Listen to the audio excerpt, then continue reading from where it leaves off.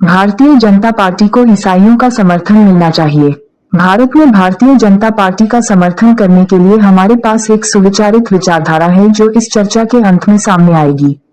संभवतः राजनीतिक अनुभव से भारतीय जनता पार्टी ने यह महसूस किया है कि ईसाइयों को दुश्मन नंबर 2 के रूप में रखने की उसकी रणनीति से बेहतर लाभांश नहीं मिलने वाला है, जिससे उन्हें कुछ राज्यों के लिए अपनी विचारधारा को कमजोर करने के लिए मजबूर होना पड़ा है। हमें कुछ ऐसे तथ्यों का विश्लेषण करने की आवश्यकता है जो भारत के कुछ राज्यों में काम कर रहे हैं।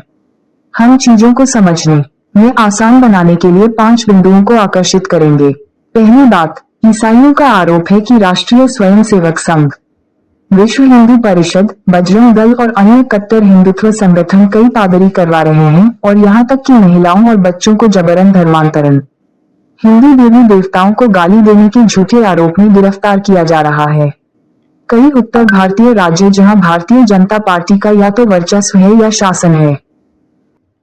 दूसरा बिंदु, ईसाइयों का आरोप है कि आरएसएस, विश्व हिंदू परिषद, बजरंग दल और अन्य कट्टर हिंदुत्व संगठन या तो गुप्त रूप से हिंदुओं को प्रार्थना सेवाओं में भेज रहे हैं या पुलिस के साथ ईसाई प्रार्थना सेवाओं में घुस रहे हैं और कई पादरी और संख्याहीन विश्वासियों को गिरफ्तार कर रहे हैं और उन्हें जेल भेज रहे हैं। विश्वास का अभ्यास करने की स्वतंत्रता कुल मिलाकर अस्वीकार कर दी गई है।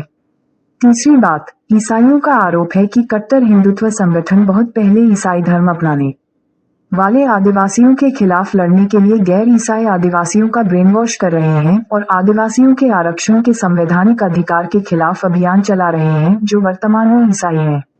हमें मणिपुर और छत्तीसगढ़ में हाल की हिंसा को भी याद करना चाहिए। हमें ओडिशा में हुई पिछली हिंसा को नहीं भूलना चाहिए और गुजरात के डांग जिले में हुई हिंसा को भी हजारों पीड़ित ईसाइयों के साथ याद किया जाना चाहिए। चौथी बात, ईसाइयों का आरोप है कि कट्टर हिंदुत्व संगठन रोमन कैथोलिक पादरियों, ननों, भाइयों, गैर कैथोलिक पादरियों, विश्वासियों को अपराधियों की तरह देख रहे हैं। कई बार संस्थानों में तोड़फोड़ की जाती है और व्यक्तिगत दुर्व्यवहार किया जाता है और पूरा प्रशासन दर्शकों की तरह व्यवहार करता है। वे सदियों से ईसाई समुदाय द्वारा चलाई जा रही मानवीय सेवाओं को नष्ट करने के लिए सरकारी मशीनरी और राष्ट्रीय बाल अधिकार संरक्षण आयोग जैसे आयोगों का उपयोग कर रहे हैं। पांचवा बिंदु, ईसाइयों का आमतौर पर आरोप है कि उच्च पदस्थ चर्च के अधिकारियों को विभिन्न पल्लियों और मिशनों में काम करने वाले ईसाइयों या पुजारियों की जमीनी हकीकत का कोई ज्ञान नहीं है। वे स्वतंत्र चर्चों का भी समर्थन नहीं करते हैं जो कट्टरपंथियों के उत्पीड़न का सामना कर रहे हैं।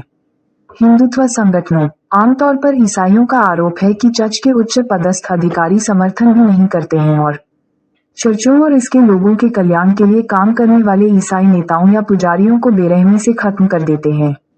वे सत्तारूढ़ राजनीतिक दल के करीब होने के लिए अपनी धन शक्ति का उपयोग करते हैं और ईसाई मूल्यों का त्याग करते हैं।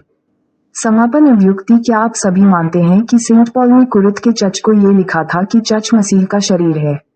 जिस प्रकार एक शरीर, हालांकि एक उसके कई अंग होते हैं, लेकिन उसके सभी अंग एक शरीर होते हैं, इसलिए यह मसीह के साथ है। क्योंकि हम सब ने एक देह होने के लिखे एक ही आत्मा से बपतिस्मा लिया, चाहे यहूदी हो, चाहे अन्य जात, क्या दास, क्या स्वतंत्र, और हम सबको एक ही आत्मा पिलाया गया। वैसे ही शरीर भी एक अंग से नहीं, परंतु बहुत से अंगों से बना है। बाइबल की शिक्षाओं के आधार पर हमें ऊपर बताए गए 5 बिंदुओं का विश्लेषण करने की जरूरत है और फिर राजनीतिक रूप से तय करना चाहिए कि हमारा रुख क्या होना चाहिए। सवाल पूछें कि इस उत्पीड़न के लिए कौन जिम्मेदार है?